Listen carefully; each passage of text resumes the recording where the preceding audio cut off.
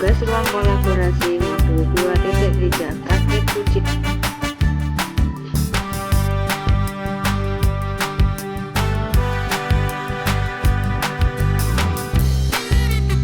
Wabarakatuh, Bu Binti.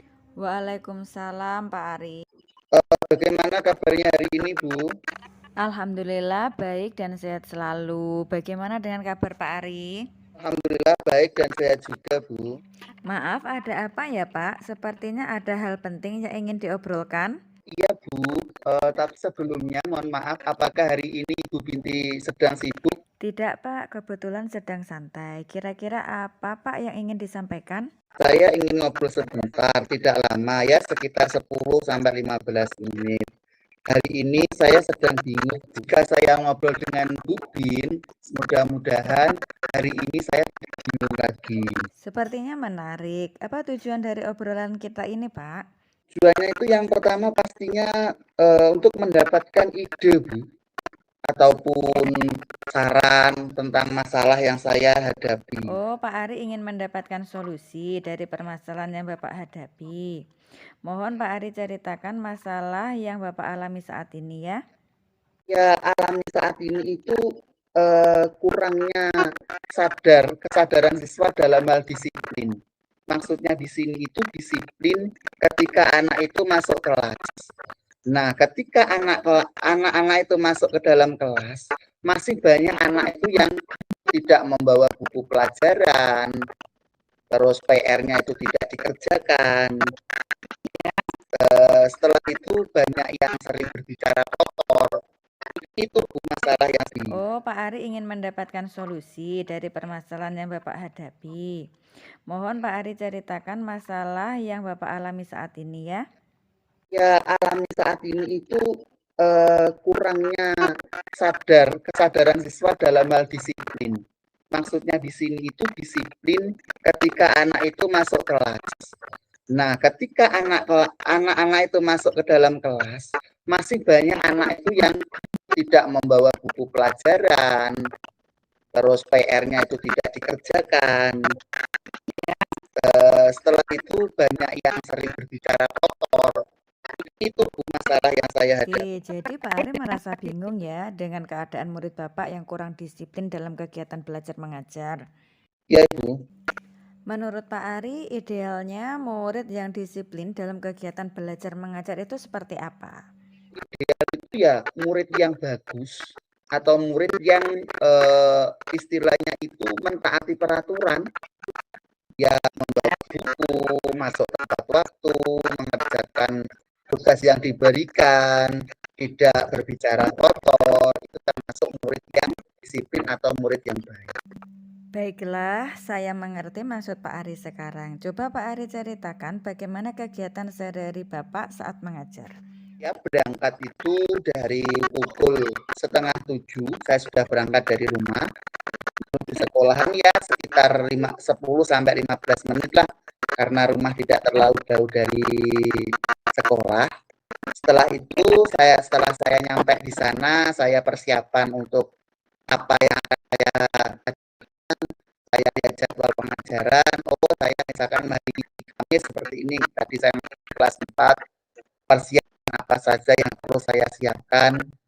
Namun sebelum masuk kelas, setiap hari Kamis itu ada kegiatan murojaah atau hafalan surat-surat pendek. Setelah itu anak masuk kelas, terus pelajaran. Nah, sebelum pelajaran, saya cek dulu kesiapan anak-anak karena Kamis yang lalu saya sudah ngasih tugas tulis surat al-bayyinah. Namun kenyataannya hari ini banyak anak-anak yang tidak mengerjakan. Ada yang lupa tidak bawa, ada yang tidak mengerjakan sama sekali, atau bahkan ada yang mengerjakan itu tulisannya dituliskan oleh orang tuanya. Menurut Pak Ari, dari skala 1 sampai 10, Pak Ari sudah berada di angka berapa?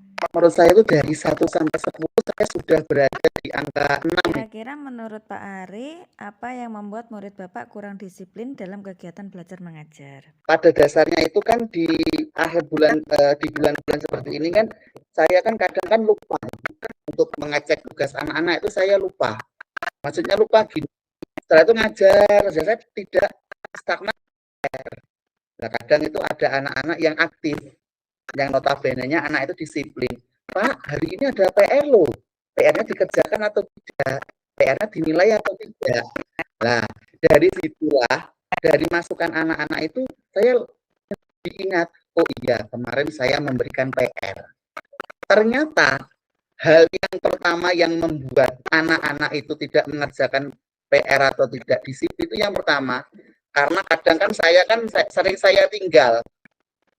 Karena ya, mungkin tugas luar, atau saya sambil kegiatan PPG, seperti itu. Jadi anak-anak pikirannya gini, mandi hari enak kok, paling itu dibuka,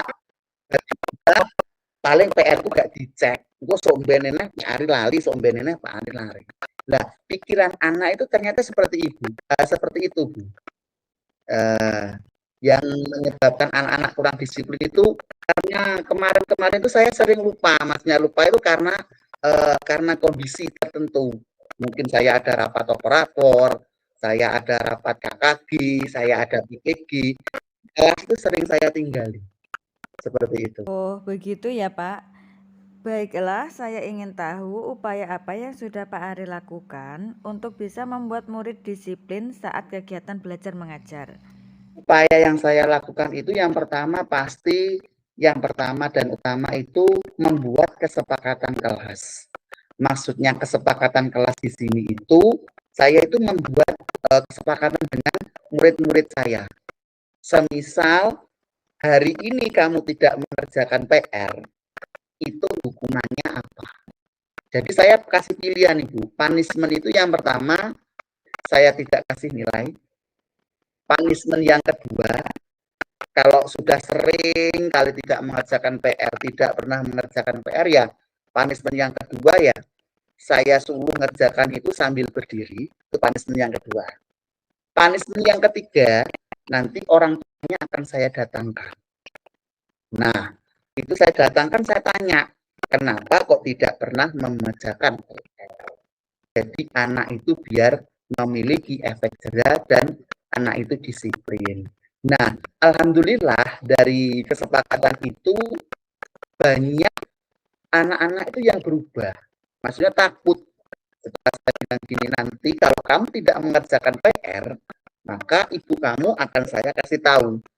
Akan saya foto, saya share ke grup, atau saya japri ibu kamu, supaya ibu kamu tahu bahwa kamu melanggar peraturan, yakni tidak mengerjakan PR, khususnya mata pelajaran PA. Selain itu saya juga berkomunikasi dengan wali kelas, Ibu. Karena di sini kan posisinya saya sebagai guru mapel. Yang lebih tahu kesehariannya kan guru kelas. Tentang keaktifan anak itu seperti apa, latar belakang anak itu seperti apa. Kadang itu ada anak yang ikut neneknya itu, Bu. Jadi bapak ibunya kerja luar kota, ikut neneknya dan kakeknya, sehingga pengawasannya itu kurang.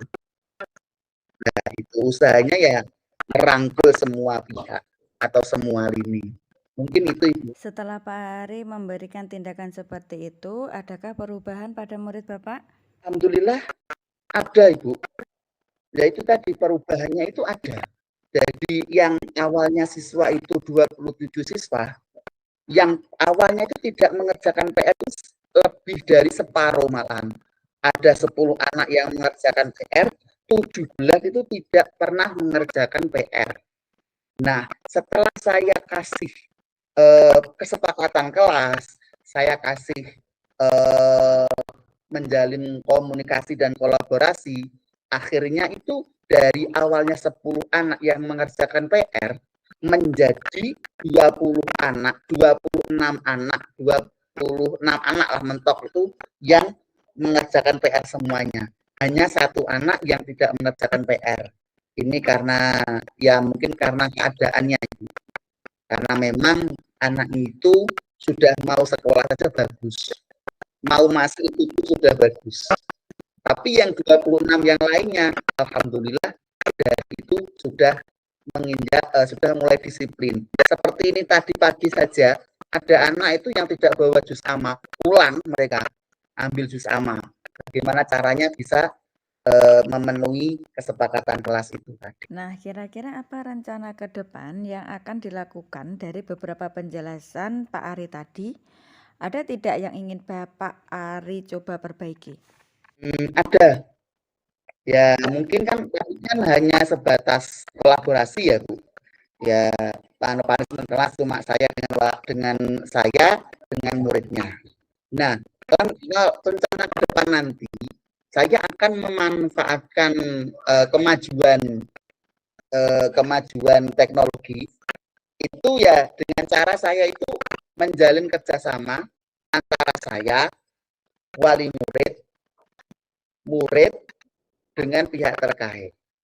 Kerjasamanya dalam bentuk apa? Mungkin saya akan membuat satu aplikasi yang dimana aplikasi itu bisa mengawasi peserta didik itu. Jadi kalau peserta didik itu misalkan mengerjakan PR, nanti aplikasi itu akan nge-link ke HP orang tuanya, ke HP wali kelasnya, kayak seperti aplikasi absen online itu loh, Bu. Mungkin seperti itu. Bagus sekali Pak Ari.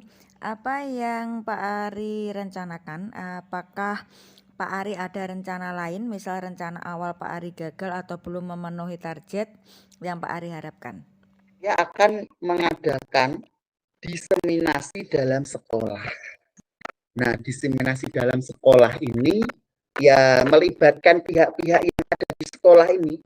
Semuanya lini saya rangkul. Jadi untuk memperbaiki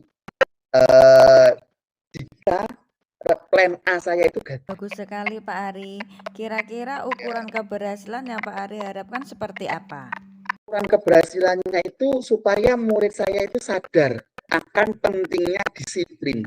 Maksudnya sadar itu tanpa diingatkan, tanpa ditanya, misalkan, oh iya anak hari ini ada PR atau tidak. Itu mereka sudah sadar dengan sendirinya datang ke depan untuk menyerahkan tugasnya. Pak, ini tugas saya. Pak, ini PR saya. Mungkin seperti itu, Ibu. Itu langkah yang tepat sekali, Pak. Ada hal lain yang mungkin Bapak lakukan? Saya akan menghimbau kepada rekan teman sejawat saya atau Bapak Ibu guru yang lain supaya menyampaikan hal ini ke wali muridnya. Karena kenapa? Biasanya yang dekat dengan wali murid itu bukan guru kelas, bukan guru mapelnya, tapi biasanya kan guru kelasnya, yang sering bertemu, tegur sapa. Apa yang bisa membantu Pak Ari dalam hal ini? Ya akan meminta bantuan kepada semua Bapak Ibu guru yang ada di sekolahan saya. Bagus itu Pak. Dari hasil diskusi kita hari ini, mohon Pak Ari gambarkan lagi komitmen apa yang bisa Bapak lakukan untuk mewujudkan harapan Bapak.